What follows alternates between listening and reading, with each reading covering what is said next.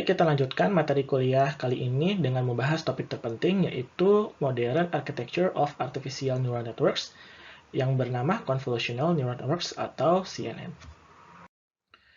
Nah, ini adalah typical schematic dari arsitektur Deep Neural Networks yang bernama Convolutional Neural Networks atau CNN, di mana CNN ini memiliki berbagai macam komponen yang cukup modern.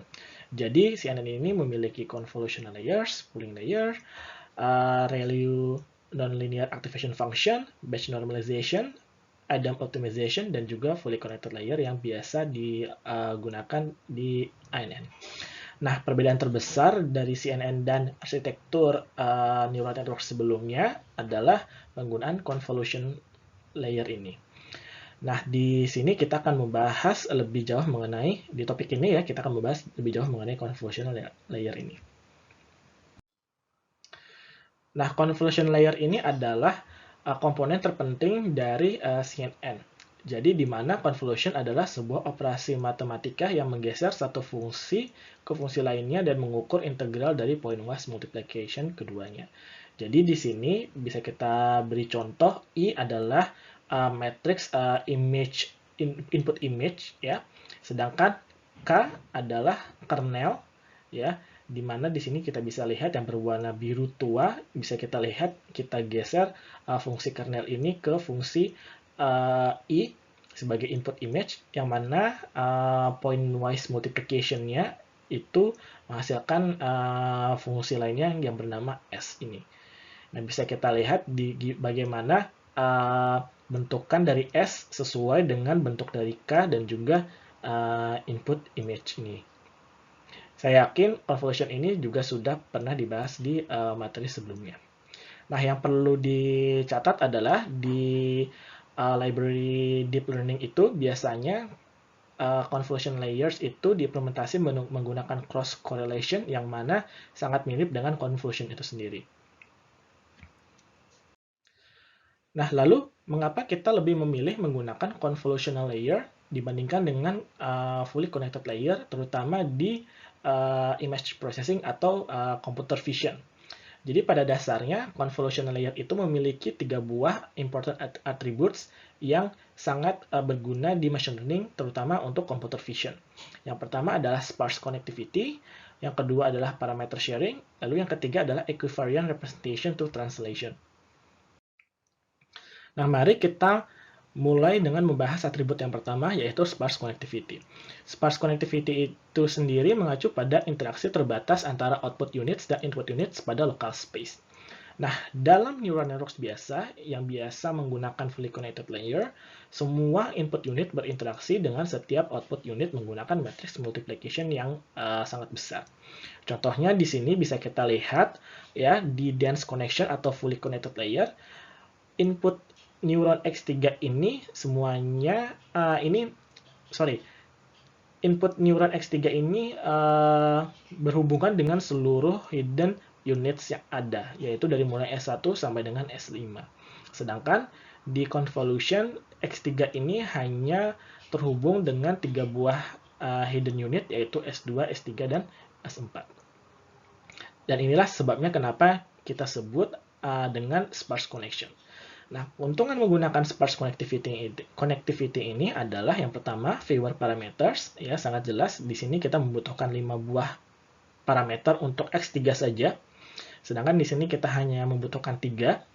Lalu juga better statistical efficiency, ya, karena kita hanya menghitung statistik di antara local connectivity saja. Sedangkan ini apabila kita memiliki konektivitas yang besar, kita harus menghitung seluruh weights yang kita gunakan.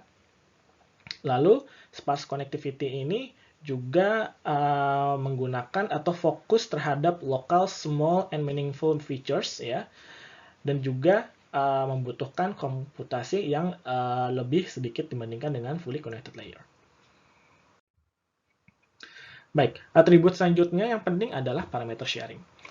Parameter sharing sendiri itu mengacu pada penggunaan parameter yang sama untuk lebih dari satu input unit. Jadi, pada convolution, koneksi antara input unit dan output unit digunakan bersama oleh input unit dan output unit lainnya. Bisa kita lihat hal ini sebenarnya dari edge detection. Hal ini mirip ya seperti di edge detection yang sudah kita bahas di materi sebelumnya, di mana dengan menggunakan kernel yang sama, kita bisa menghasilkan gradient image sesuai dengan kernel yang kita gunakan. Jadi walaupun input image-nya itu besar, ya kita tidak peduli dengan image, dengan size-nya. Dengan kernel yang kecil ini kita bisa menghitung gradient image untuk image dengan ukuran sebesar apapun.